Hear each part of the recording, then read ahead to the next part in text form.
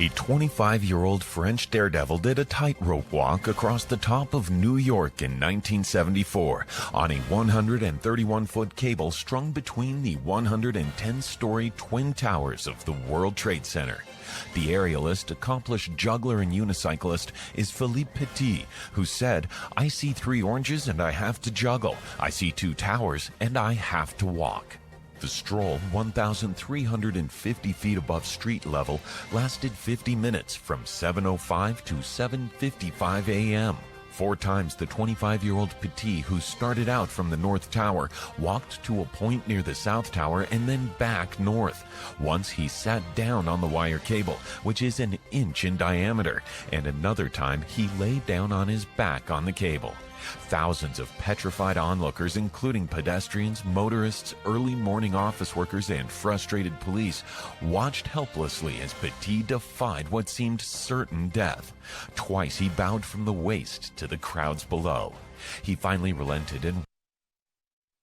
Goodness, would you do that? Have you ever heard of that before?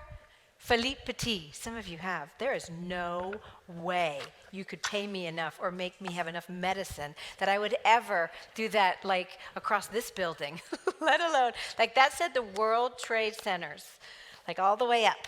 It's frightening. Look at him. He's just, does that make anyone just like, nah?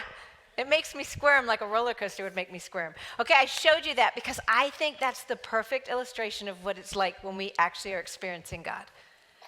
The freedom of it, the perspective of life, the no fear, the like, I am just on a tightrope and I don't care that I'm so high in the air.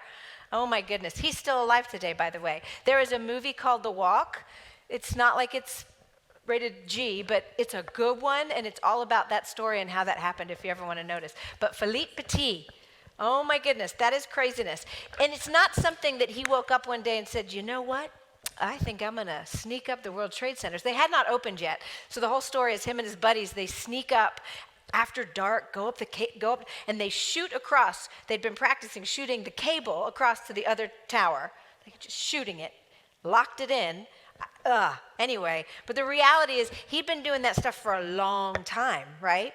And so our walk with God, as we're talking about experiencing God and closing it up today, no one would say you should meet Jesus, experience him, and be like on a tightrope right when you meet him, because that's awesome. That's how it works.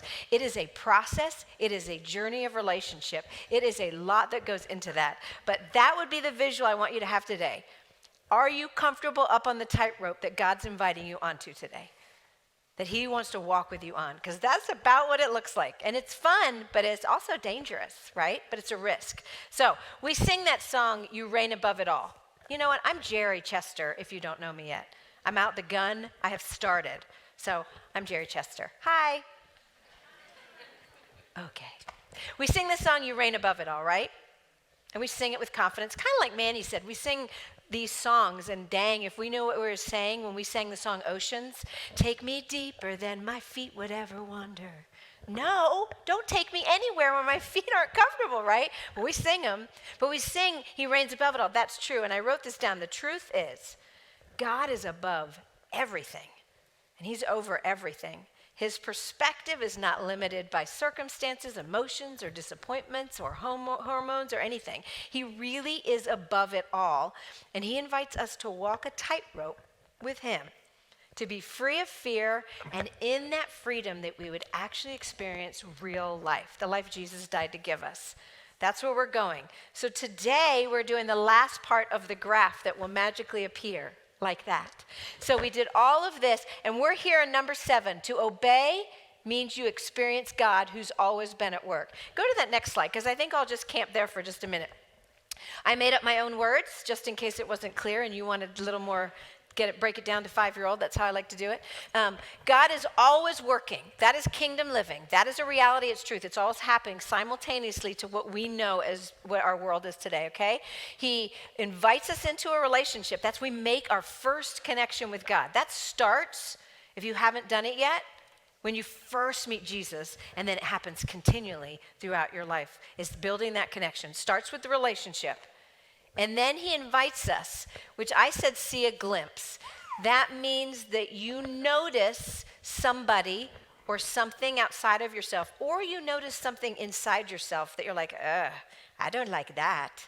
Or someone really should help with senior adults. Or, man, I noticed that this part of where I work is not done very efficiently. When God gives, when we see something, that's God's invitation for us to allow him to use us to do something about it. And it either happens outside of yourself, or most of the time, when I see my nasties and I see where I get angry, or I see when he shows me that and I'm like, ew, that's nasty. That's his way of saying, Geri, I want to work on that.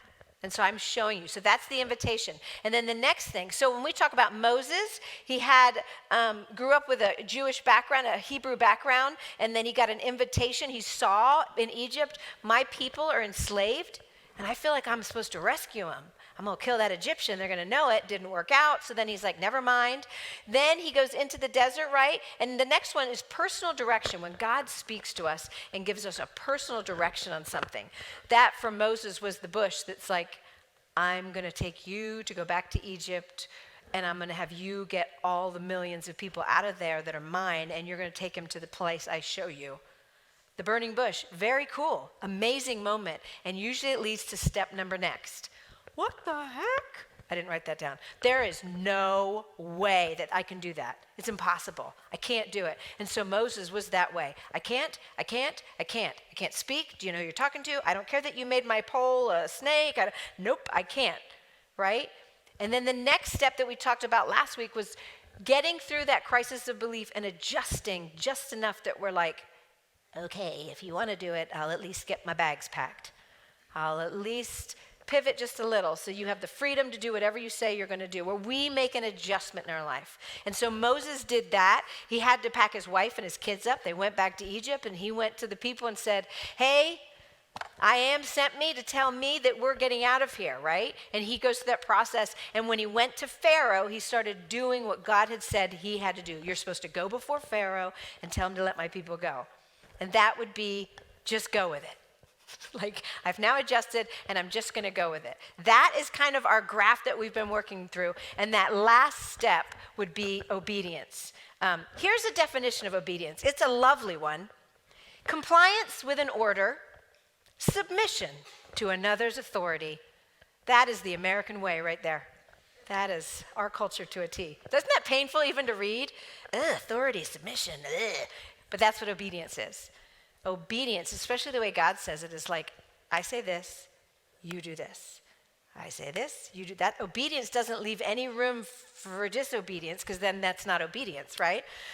Here's a quote from Henry Blackaby, who wrote the book we're going through, Experiencing God. He says, you come to know God by experience as you obey him, and he accomplishes his work through you.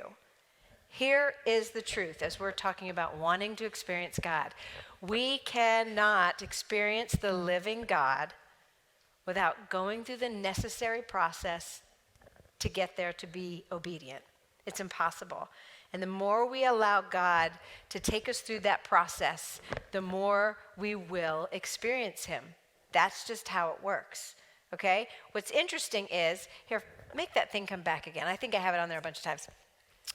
When you look at this graph, I think I can say this for me, and there's some of us out there like this. When we see that God's doing something, we see God's big, and then our brain goes to, I have to be obedient. Because to be a good Christian means I have to be obedient. And then we try our hardest to do everything the way you're supposed to do it. And we just get really, I gotta follow the rules, gotta follow the rules, I gotta follow God, I gotta follow God. Guess what happens? If you skip the relationship part of it, we become extremely legalistic and judgmental. If you just have to be a good person and follow the rules in the Bible, you become extremely judgmental. We become legalistic in how we view things, and we don't know how to deal with sin because you should just be obedient. That's what God wants. But the thing is, you can't miss all of that in between, because that's the relationship part that allows us to do it.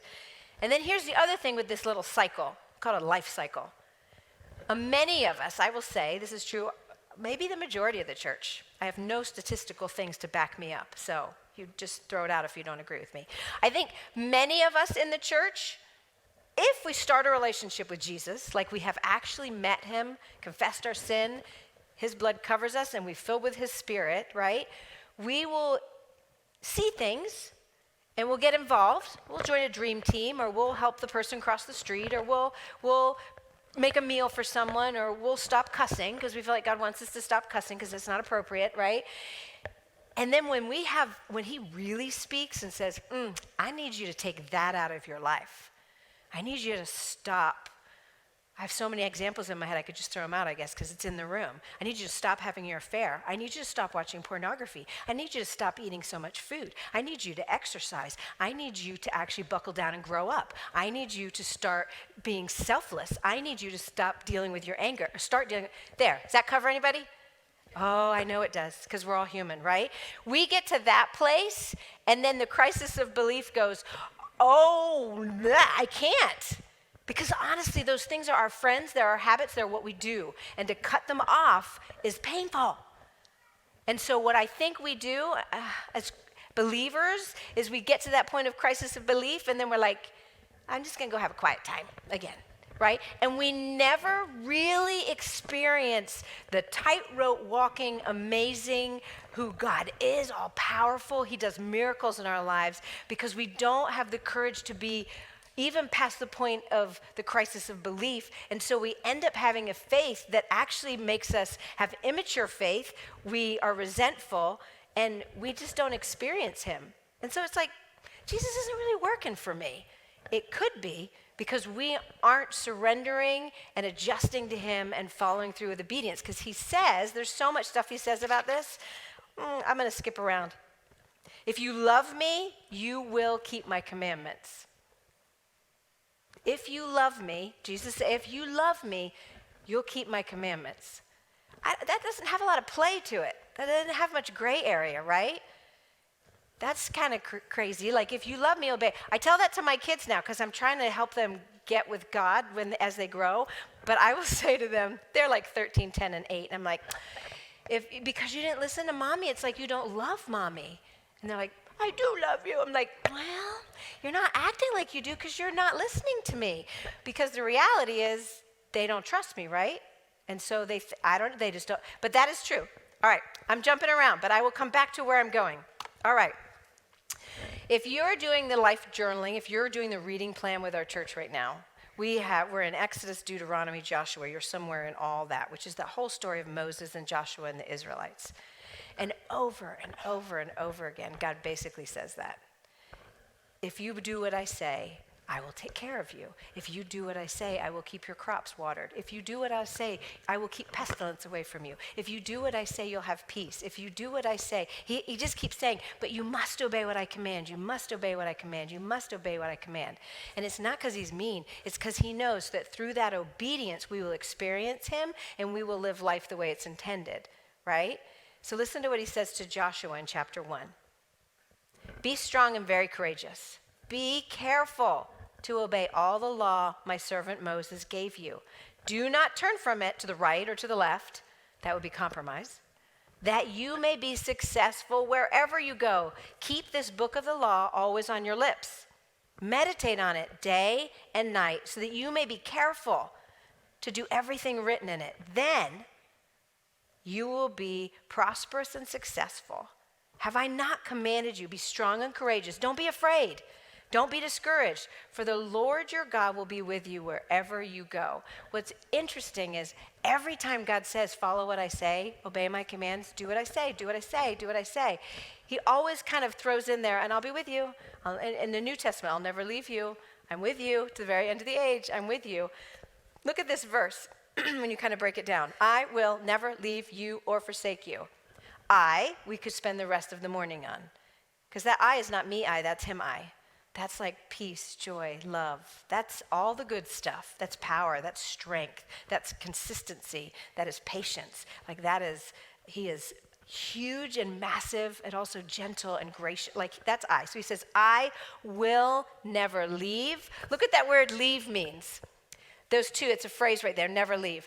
It's a word called, I want to say it right, Rapha. It's called Rapha, and it means be slothful, weakened, be feeble, or cease. He says, I will never be a sloth in your life. I will never be a sloth in your life. Never. I'm on it. I will never be feeble. I'll never be weak in your life. I will always be all that I am. And then it says, or forsake you. Forsake is a word, azab, and it means this: loosen, relinquish, fail, or refuse. So God's basically saying, if I'm calling you to a tightrope and you're walking on it, you must know that I'm there with you, and I'll never let you go. I will never ditch you. I will never be like, sorry, I'm out. He will always be with us, which is a huge deal if we realize who the I is. He's like the best bouncer on the planet. He's like your big, he's powerful. And then the you, I always say this, there's two yous in there. They're personal. So that means whatever you're going through in your life right now, whether you're at home, whether you're here, whether you're in your car, wherever you are, he's right there in the midst of all of it. You must remember that. Listen to this. C.S. Lewis says this. I think it's such a good quote. God cannot give us peace and happiness apart from himself, because there's no such thing. Because God is peace, because he can't give it to us without us being with him. There's no such thing. Okay, I want to do something with you because I want to. All right, stand up. Oh, you've just woken up. Sorry for disturbing some of your beautiful sleep. All right, put your right hand in the air like you just don't care. Put your left hand in the air. Wiggle your fingers. All right, sit down.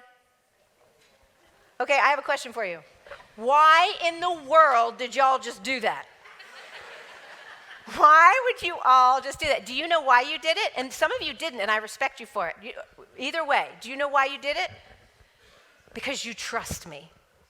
You don't even know me, most of you, and you actually trust me enough to be like, well, I guess she's doing something with this.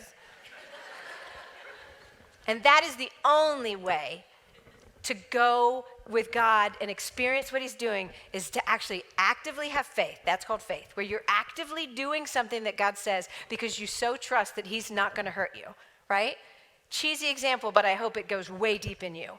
There's no reason to do that unless you trust me, and there's no reason to obey God if you don't trust him. So if you don't trust him, you start there, and you say, God, help me to trust you. Show me you're faithful. Show me the things you say about yourself are true. Wasn't that fun? All right, here's two things. 1 John 2, 3 through 6. This is kind of a doozy if you say you're a Christian. Ready? We know that we have come to know him if we obey his commands. The man who says, or woman who says, I know him, but does not do what he commands is a liar. And the truth is not in him or her. But if anyone obeys his word, God's love is truly made complete in him. That means you get filled up with everything that is real love, like the agape, like the selfless love. This is how we know we are in him. Whoever claims to live in him must walk as Jesus walked. If you love me, you will keep my commands. There's no way to dance around that. Okay, I'm going to give you two more because these are like benefits to the obedience thing. Jeremiah 7:23 says this. But this command I gave them, obey my voice. Here's the bonus, and I'll be your God, and you shall be my people. And walk in all the ways that I command you, that it might be well with you, that you'll actually be doing good. You listen to me, I promise, from the inside out, you'll do okay. You will survive even that, because I'm with you. And then John 15:10, Jesus said this. If you keep my commandments, you will abide, you will live, you will function in my love, just as I, Jesus, have kept my Father's commandments and I abide in his love. That's some pretty big stuff. So why, as people who know Jesus or are following Jesus or think we're Christians or go to church, why are we not like experiencing God, like, woo, we're going through this process? One of the reasons I think is because it's true for my life. Like when you pray about what should I do in this situation? I'm not hearing God. How do you hear God? I'm asking him, should I move? Should I quit my job? Should I do this? Should I go with this person? Should I do this or that? And we're like, he's silent, cricket, cricket. I think sometimes, this is true for me, there's things he's told me in the past that I'm not obeying yet, and so he's not going to give me more stuff to not obey. Does that make sense? In fact, last service when I was praying at the end, I felt like God said, tell them this one. I was like, oh man, really that? Because usually the things God tells us to be obedient about is not like massive. It's usually this little shift, right? And so for me, I'm going to say this out loud. Dang it, Mark's not here, so that's good. He keeps telling me, Geri, go to bed at 10 o'clock. And I'm like, 10:30, 10, 11, 10. I mean, first, I'm like, really? So early? Because I literally, my crisis of belief, as however immature it is like, when's my time? I can't. What if I can't? What if I can't? What if I don't? Oh my gosh, like I start to panic at the idea that I'm going to set my phone today, that at 9:45 I need to start getting ready for bed, because I like to have my time till 1 a.m. or something, right? So that would be mine. It's so silly, but it's so, so true. We don't do the basics. We're not doing the stuff. Have you guys ever heard of, I have not, so I'm asking, what's it called? 613 Mitzvot? Some of you may have. The 613 Mitzvot is the 613 commands listed in the Old Testament. This is the Hebrew list of rules. Well, when you think you're doing pretty good, let's see. All right. To love all human beings who are under the covenant. That means all people who go to church that know Jesus. We're to love all those. To honor the old and the wise. To know without doubt that God exists. To not bear a grudge. To not refrain from maintaining a poor man and giving him what he needs. To love a stranger. Mastered that. To honor your father and mother. The list goes on. Do not sow different kinds of seeds together in one field. Do not wear garments made of wool and linen mixed together. There's 613 rules here. That's a lot. So if you can't hear him, be like, okay, God, what rules am I not following? Because am I missing some basic ones? But then here's the kicker. Do you know how many are in the New Testament, like commands? 1,050. What? We don't realize, I think we think we're pretty good. I think, especially in America, the world is a hot mess, and then there's us. We're pretty good. We're right here. And then God's like, my standard is like way up here. So when we're struggling because we're not experiencing God's peace and his joy and his love, this is true for me, I have to pause and be like, wait a minute. Avoid foolish questions. Be content with your wages. I don't have a problem with my wages. Be thankful. Be patient towards all people. Like, yes, those two. Be exceedingly glad. I'm going to go ahead and say that most of us, that's not us, right? It's a command. He's not saying it would be good for you to be exceedingly glad. He says be exceedingly glad. It also says avoid arguments about the law. Well, we all failed that the last 2 years. Be transformed. Be patient in tribulation. Don't be ignorant about time with God. If anyone wants these lists, feel free. They're right here. You can have them. I can print more if you want them. I guess the point being, for God, some in this room would be, I think, will have this idea like, I know, I'm unworthy. I'm not worthy because I can't do all the rules. I just can't be good enough. I just can't be good enough. And then there's a whole opposite that are like, I do pretty good. I'm good, right? And the reality is, we can't obey all of them, right? So when he calls for obedience, guess who we have? It's not here anymore, but you can see it. When he calls for obedience, guess who we have to do it with? We have to do this thing with him, because it might not be important to God right now that I plant a field that has 1 seed or 2 sowing. There's a verse in the Bible that says, don't wear mixed fabric. Don't wear linen and cotton together. Oh, crud. Right? But that might not be what God's doing in my life, but it is very, very important that we take the time to hear what he says, the commands he has to say for us, and know that Jesus covers the rest. What is it like to actually experience God? I know for me, when I have been obedient, what's on the other side of obedience always is way, way, way more than I could have ever thought.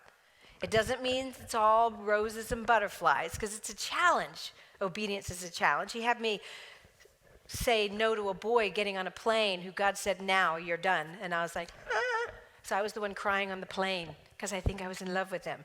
It wasn't Mark, so we're good. It ended up well.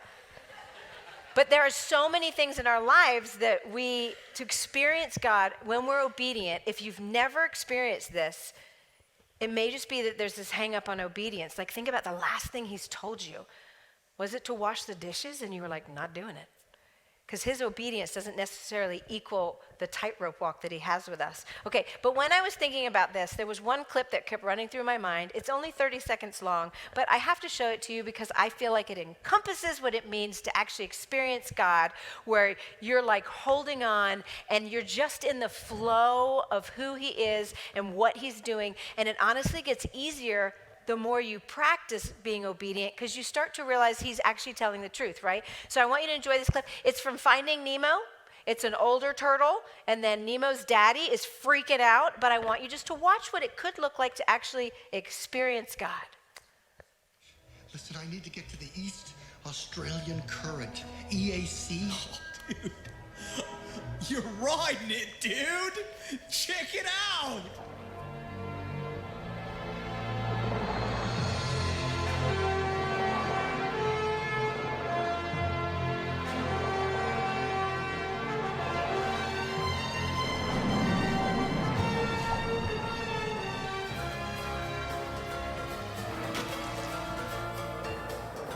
Okay, grab shell, dude. Grab you.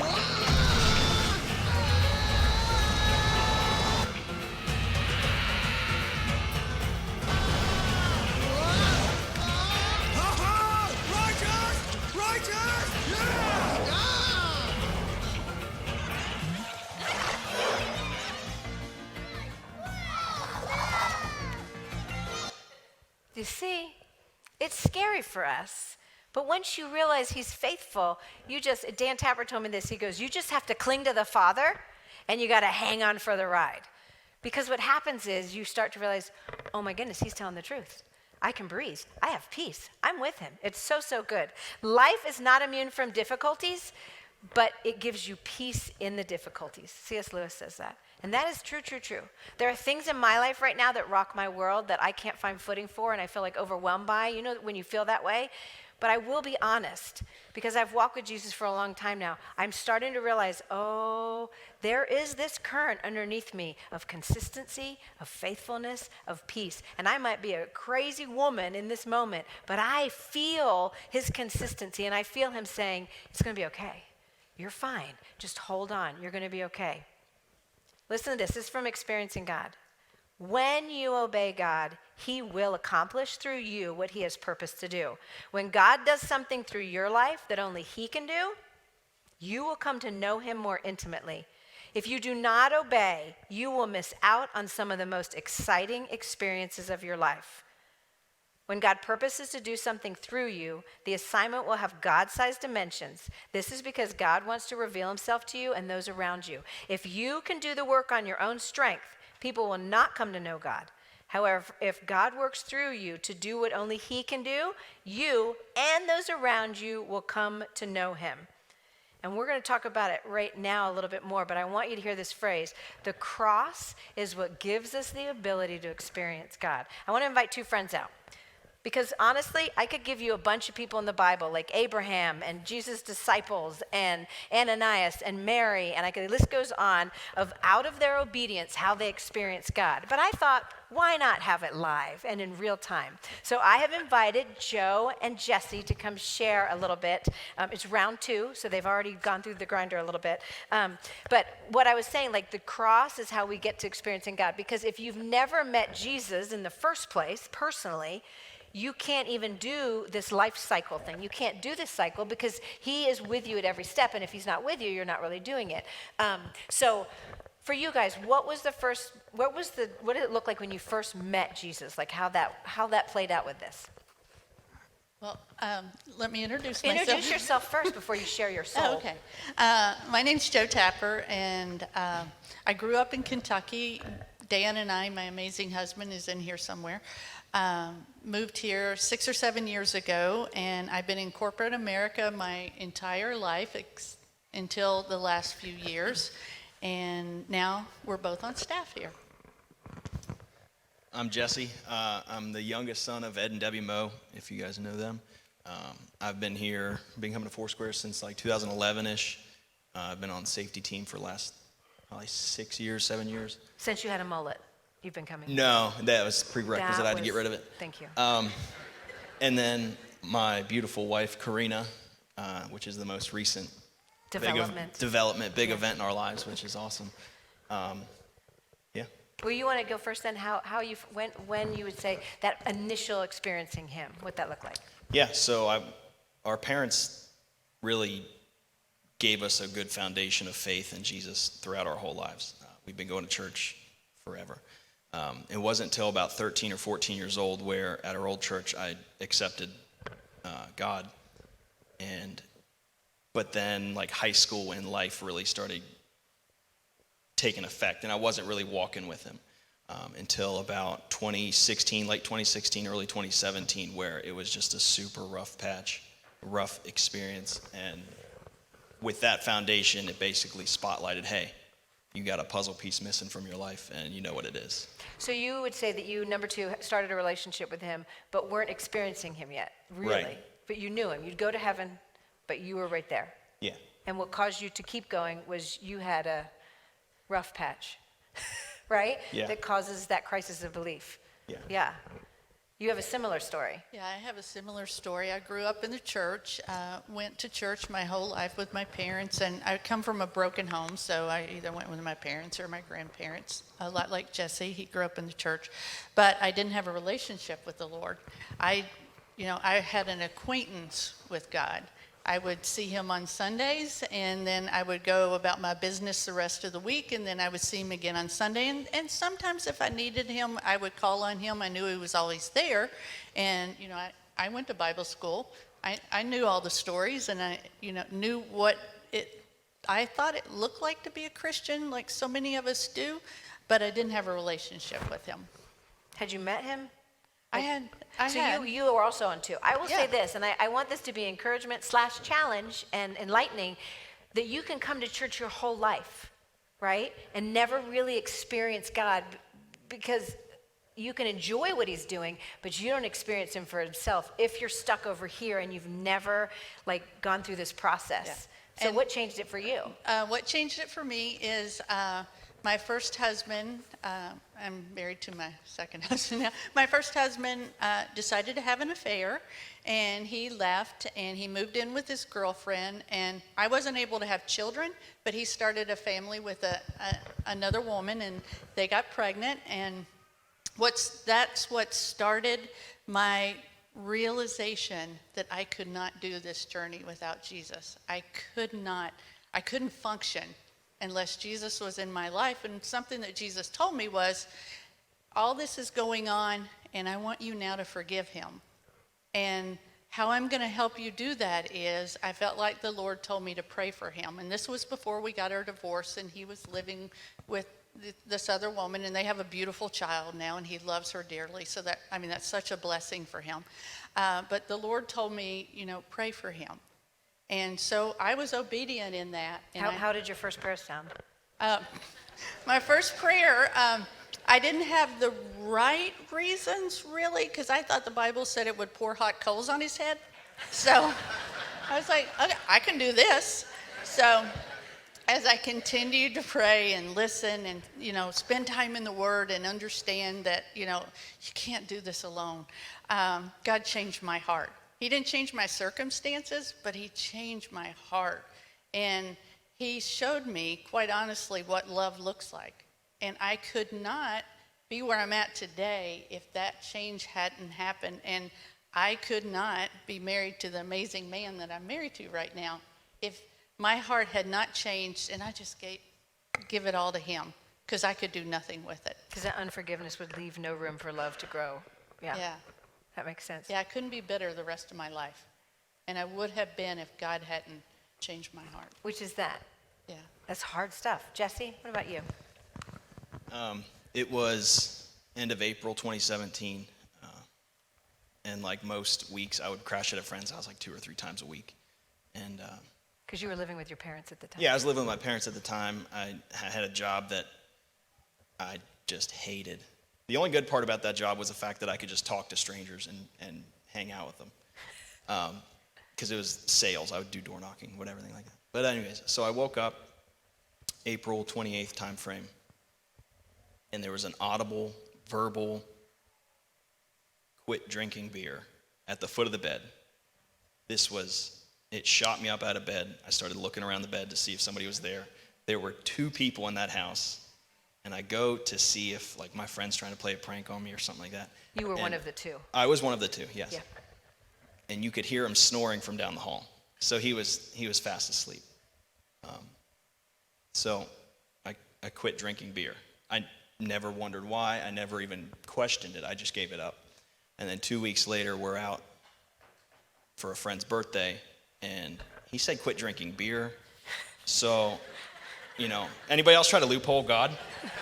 So I was just sipping like on a mixed drink or something, and this bar was full of like 200 people or something. And I was just alone. Just gut feeling like no one else is around me, but yet it was a room like this. So I put the drink down, and I haven't had alcohol since. That was the point in my timeline of transition, where I don't really even remember. Like I was a goofy kid. I didn't have any goals. I didn't have aspirations. I had work ethic, but I didn't really know what I wanted to do. And because of that, it opened the door to basically investing in yourself I lost like 40 pounds and then started really investing in leadership, going to the leadership summit, investing in. You started adulting. I started growing up, really. Yeah. And there are so many things that you look back on what happened in those 5 years that wouldn't have happened if I didn't obey. The biggest one is my wife. There's no way I'd be married to her because she can hardly put up with me now. But even the relationships I had with friends, they became more intentional. It wasn't, hey, you want to get together and drink beer? It's like, hey, do you just want to hang out? And like we invested in each other. We became more intentional.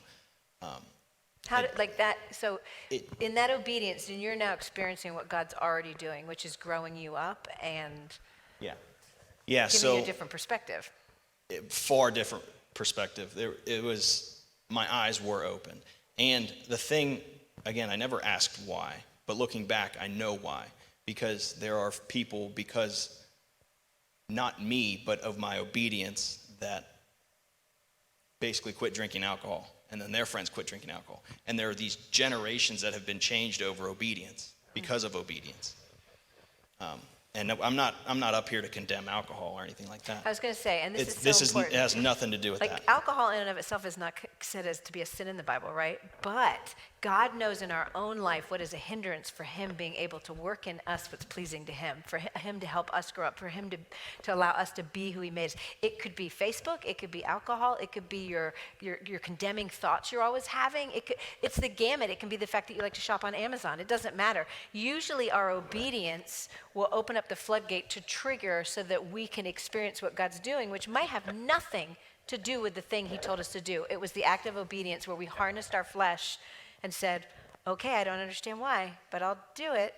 Yeah, and in addition to that, we can talk all day about that, but we can also talk all day about how I even got to my career, because that's like 2 massive shifts. But just the obedience of that put me where I'm at now. I don't know. The way I was and the way I am now are universes apart. And yet I've told you you're more who I knew you always were now than you were back then. Yeah, people from like high school don't even recognize me, which is weird. I don't know, I feel like I look the same, but I don't. Joe, you also had an experience of just obedience that kind of similar, where it was a big ask. Yeah.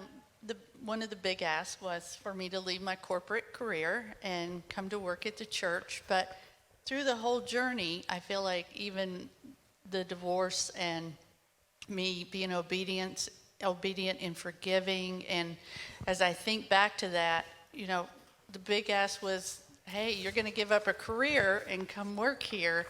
And because I had trusted the Lord through that other valley, I knew that he would take care of me. And when I think back to my divorce, and this is part of, maybe where Satan was trying to wiggle his way in there, my ex-husband and I were divorced around 2008 during the stock market crash. And so as anybody that's been divorced, you know, you split everything in half. Well, then the stock market crash split everything in half again. So I, you know, had put a lot of my security in money. And I was in corporate America. I was making a really good salary, and you know, there was continued opportunity for growth, but I'd always had in my heart, and Dan and I both had in our hearts to serve, and to serve together. I mean, like, I couldn't even imagine that 15 years ago. I mean, it wasn't even a thought in my brain. Okay, And- two things. One, Yeah. you must know that Joe helped lead the iPhone launches many times. So she's not like working at, you know, somewhere. But I also want them to know, just because it's so crisis of belief practical. What was your pay cut to come here? I make about a fifth. A fifth. We pay her about a fifth of what Verizon was paying her. That is a legitimate, like, oh God, if I quit, will you take care of me? Yeah. It's legit, right? Hop on the tightrope. I got a great position that you'll love and I'll feel, but we have to trust him enough to be able to be like, no Christmas this year. But has he taken care of you? Has that been okay? Do we love you? Yeah, he has so taken care of us, and it's so funny you would say that. You know, I said I couldn't have children. I have 3 amazing kids now from another mother and 10 grandkids. But when you talked about the money, I told them when I left my other position, I said, okay, kids, Christmas is going to be really light this year. And so this past year we had Christmas, and they were kidding with me. They were like, you said we weren't going to have much of a Christmas this year, but we did anyway. And it was like just one of those, you know, examples of just in the little things. Is the obedience worth it? I'd probably be dead if I didn't, to be honest. It is 100% worth it. Not to mention, again, not to rag Yeah. on her. Well, Rag Queen on her. MO, Yeah. if you haven't She, met Chris- she's a woman I never really thought even existed. So, Ditto. Yeah. Anything else you guys want to share? Because I really appreciate you guys just being vulnerable and sharing that. yeah, So at first service, I shared this. So I'm a lineman apprentice. So I work Which on is power kinda like a lines lot. tightrope. What's that? It's kind of like a tightrope. So it's like a tightrope, but instead of In a like a bucket. 1-inch rope, it's a 30,000-pound truck underneath of you, Right, holding you right, up. And when we go up in the air, we have these, we call them tool boards. And in this tool board, a whole bunch of different tools. One is a flathead screwdriver, like 12-inch flathead screwdriver. Never do you ever use it for flathead screws. It's always prying something out, aligning something, or even the most important is jamming it in a pole, and you can save somebody's life with it. I say that because even though it's designed for flathead screws, God's toolbox is full of us. And as long as you say yes, he's going to use you any way he wants. And the obedience factor will change generations. Yeah, it's true. Give them a hand. They did a good job.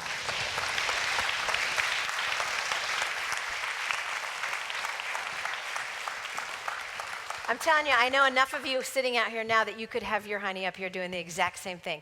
Being obedient does lead to experiencing God, and I promise, I don't have it all figured out. I'm not always obedient, and I don't always trust him the way that I want to, but when I do, it is the most life-giving, amazing. I've been to Singapore, I've been to the Philippines on a mission. I mean, there's so many cool things that God's like, did you see this? Look at this. It's amazing what you can do. We can be totally inspired by Joe and Jesse. And I appreciate that. I want you to be inspired by them. But the biggest deal is nothing will be transformational in your life if you don't experience that yourself, right? Because just because you see something or hear something does not mean that you are going to experience something. I want to tell you a little story as we close here. So I grew up, I was in Washington State. I was a youth pastor out there, and they have Skagit Valley, Washington, is the Tulip Festival. We have it, it's this time of year. It's happening right now. And it's just fields and fields and fields of tulips. It's stunning. I mean, it's beautiful. And so my parents came out to visit, and we went to the tulip fields. It's like 20 minutes from our house. And we drove out there, and my mom at the time, this is my mom, are you here? I don't even know where you are. I'll talk about her anyway. So we got there, and I'm like, all right, let's go. And you walk around, and you smell it, and it's just amazing, right? Here's my mom in the car. She was reading the Left Behind series at the time. This kind of dates the whole thing. And she's like, you know what? I can see him. I'll just keep reading. So my dad and I, this is 80s Geri or 90s Geri, Elaine from Seinfeld, or Nathan Chester with a wig on. My dad and I took pictures. We went around. It's just cool because it's just amazing to see it and to experience it, right? We get back in the car. We're all good. We go home, and then we're showing her all the pictures and the videos we took, and she says, oh, I guess I should have gotten out with you guys and walked around. Yeah, I guess you should have, right? Because to see and hear something in church or from another person is so different than experience it yourself.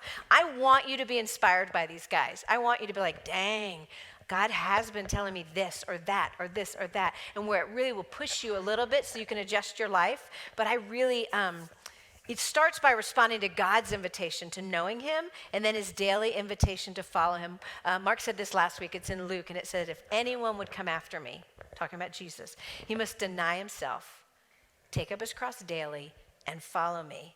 And here's the reality. At the moment where Jesus is in history paying the debt for all of creation, right? Some people experienced it, and some people didn't. There were two thieves on those crosses, one on each side. One experienced it because they saw and they surrendered to who Jesus was and what he said, right? The other one completely missed it. So I am not ignorant to the fact that in here and online and in cars, there are many people that will miss it.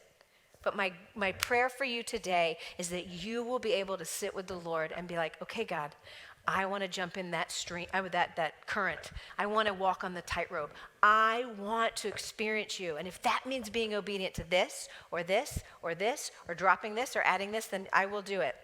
It's total surrender.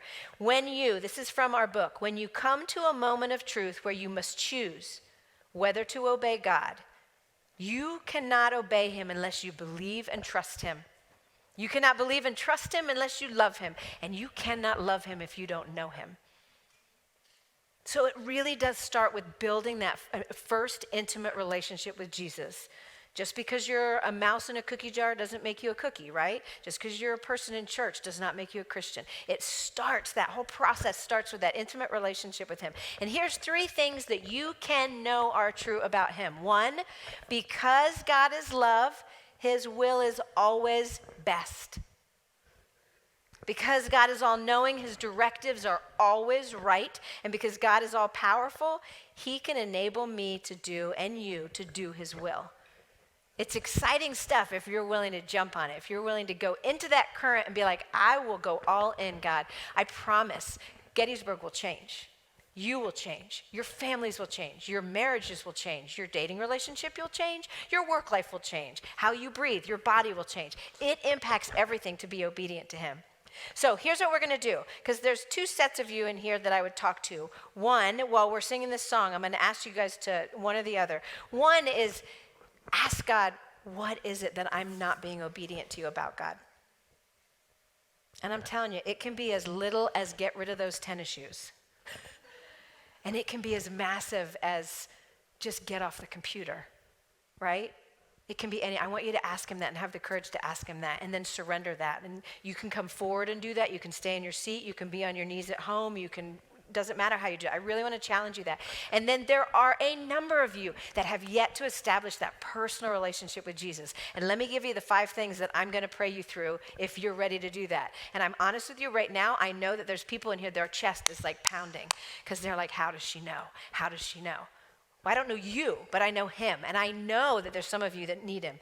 If you declare with your mouth that Jesus is Lord and believe in your heart that Jesus raised him, or God raised him from the dead, you will be saved. And so here's the 5-point prayer. Jesus, your Lord. I thank you for dying to cover my sin. I believe, God, that you raised him from the dead. Fill me with your spirit and help me follow you the rest of my life. So here's what we're going to do. I'm going to pray that over any of you that really, really are like, I really want to do that, okay? I want to pray that over you. And then I'm going to pray for the rest of you. And then what we're going to do is when I'm done, they're going to start singing. And I want you guys to take that time to process that thought. And then I'll come up and close this, okay? You ready? Because I'm not messing around. All right. Well, Jesus, I just thank you that you're legit, that you will never leave us, you'll never drop us. We don't have to have abandonment issues with you. We don't have to fear that you have some ulterior motive and you're going to manipulate us. Everything is based out of love, everything. And so first of all, God, I am coming before you on behalf of those in this room and online who don't even know you personally yet. God, you know who you're talking to right now. That this would be a spiritual marker for them, that they would be like, I met Jesus today. And so if that's you, I would just ask that in your spirit or out loud or however you want to do it, that you would pray this prayer. Jesus, you are Lord. Thank you for dying to cover all of my sin. I believe God raised you from the dead. Fill me with your spirit and help me follow you in full abandon the rest of my life. God, I trust that you right now are talking to people, that you will direct them where they need to go, help them to have the courage to talk to someone, to come up front, to let us walk that through with them. And then God, for everybody else, you know this is hard. And that is why you say we don't have to do any of the steps by ourselves, that you will never leave us, that you are right here with each one of us. Hold our hand and helping us as we do it. I just ask that you will right now, through the power of your Spirit, reveal to each one of us the little thing or the big thing or anything in between that needs to shift in our life so that we can authentically experience you and show the world what it looks like to follow you for real. God, in this moment, you have all authority and you have this is your moment, God. May you give us all spiritual markers that we would know that we've talked to you this morning. In Jesus' name, amen.